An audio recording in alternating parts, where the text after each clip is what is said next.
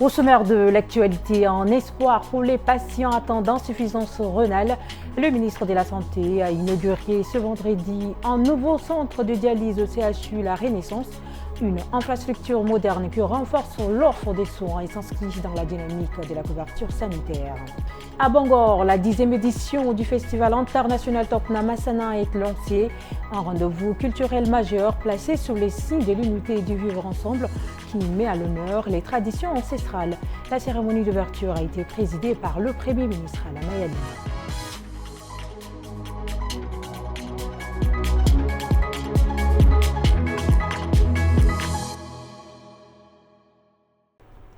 Mesdames, Messieurs, bonsoir et bienvenue au 19h45 de État d'Info. Je le disais en titre, c'est une avancée attendue pour des centaines de patients. Le ministère de la Santé publique et de la Prévention a inauguré ce vendredi 10 avril un nouveau centre d'hémodialyse au CHU La Renaissance de N'Djamena.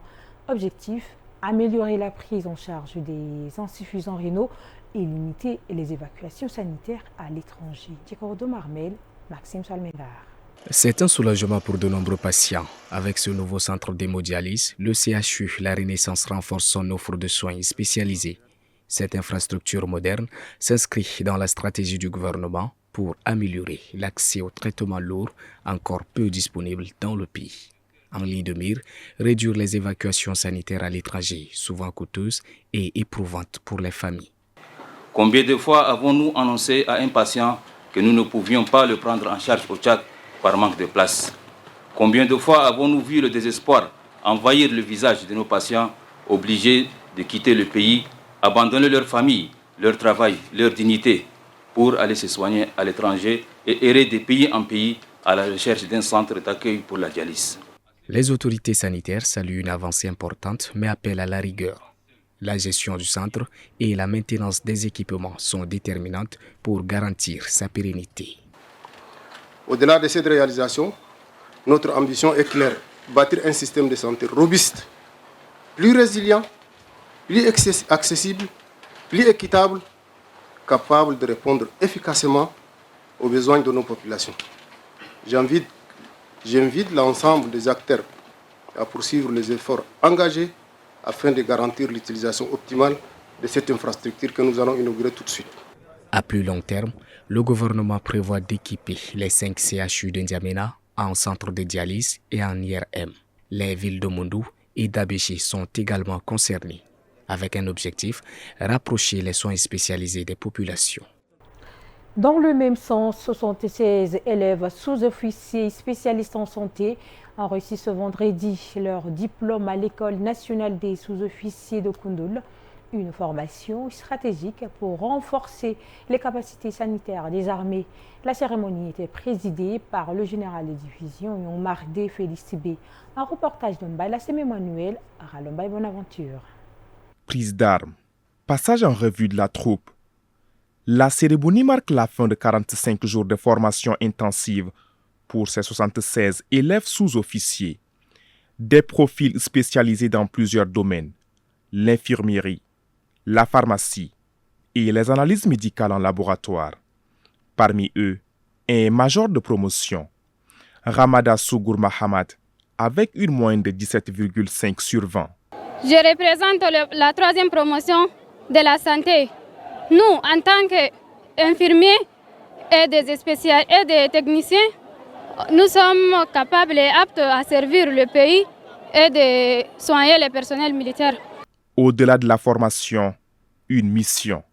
Ces nouveaux sous-officiers auront la double responsabilité de soutenir les troupes sur le terrain et de prendre en charge les blessés. Pour les autorités militaires, cette formation s'inscrit dans une volonté de professionnalisation et de renforcement du service de santé des armées. Vous avez vu sur cette place d'armes, à côté de vous, des jeunes en formation pour un engagement extérieur. C'est dire que nous avons besoin des services de santé et surtout des hommes de santé qualifiés pour accompagner nos militaires dans les opérations. La cérémonie s'est achevée par un mini-défilé militaire symbole de discipline et d'engagement pour cette nouvelle promotion. L'acheminement annuel arrivé en fin de mission après près de 2 ans au Tchad. La directrice pays de l'ONU SIDA a été reçue ce vendredi au ministère des Affaires étrangères. Une audience avec la ministre déléguée chargée de l'intégration africaine et des Tchadiens de l'étranger, Fatimé Aldine Ngarfa. Objectif, dresser le bilan et réaffirmer la coopération dans la lutte contre le VIH-Sida. Gambi Daniel, Juscelin-Tar. Clap de fin pour une mission de près de 2 ans. À la tête de ONU SIDA au Tchad, Françoise Ndaï-Simié est venue faire ses adieux aux autorités. Une visite placée sous le signe de la reconnaissance. La responsable onusienne salue les efforts du pays dans la lutte contre le VIH-Sida et réaffirme la volonté de renforcer la coopération. La grande majorité de nos réalisations, c'est d'avoir su impulser l'intégration du VIH dans la plupart des actions qui sont faites au niveau de l'humanitaire. C'est également d'avoir pu renforcer les capacités des communautaires.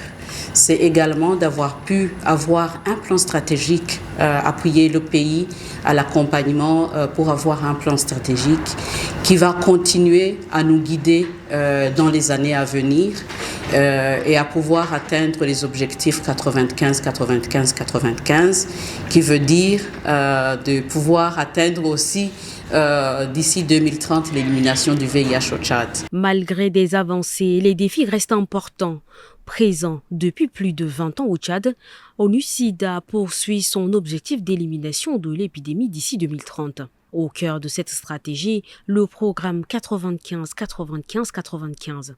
Dépister 95% des personnes vivant avec le VIH, traiter 95% des cas diagnostiqués et parvenir à une suppression virale chez 95% des patients sous traitement. Un cap ambitieux qui nécessite la mobilisation continue des autorités et des partenaires. Mieux gérer une ressource vitale, le ministère de l'Eau et de l'Énergie du Tchad, avec l'appui de la Banque mondiale, a organisé ce 10 avril à N'Djamena un atelier de prévalidation du diagnostic du Compact national de l'eau. Objectif, poser les bases d'une gestion plus durable et équitable. Guémé Moussa. Experts, partenaires techniques et financiers, acteurs institutionnels, tous réunis autour des mêmes enjeux, l'avenir de l'eau au Tchad. Au cœur des discussions, un rapport diagnostique structuré autour de 3 priorités. Assurer la sécurité hydrique, garantir un accès équitable et durable à l'eau et contribuer à la restauration du lac Tchad. Un écosystème vital pour des millions de personnes dans la sous-région. Cette étape de prévalidation est jugée déterminante. Elle permet aux différents acteurs d'apporter leurs observations pour améliorer le document avant son adoption. Je suis convaincu que cette importante assise, regroupant tous les acteurs impliqués à différents niveaux, nous permettra d'échanger, d'examiner pour une amélioration du projet de contact eau du Tchad. Au terme, le Compact national de l'eau ambitionne de renforcer la gouvernance du secteur avec une gestion plus durable, inclusive et concertée. Un enjeu majeur pour le développement socio-économique du pays.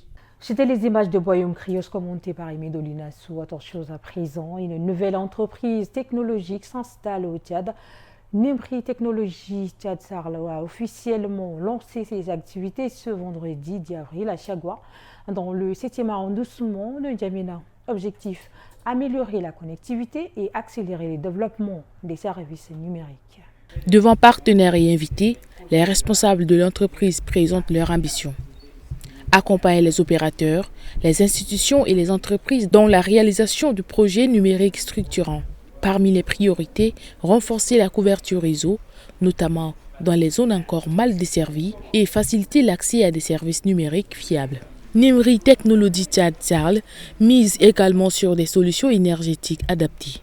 Un enjeu crucial pour garantir une alimentation stable des infrastructures et assurer la continuité des services. C'est dans cet esprit que nous vous sollicitons de vous accompagner en vous accordant l'opportunité de contribuer à vos appels d'offres et à vos projets en cours et à venir.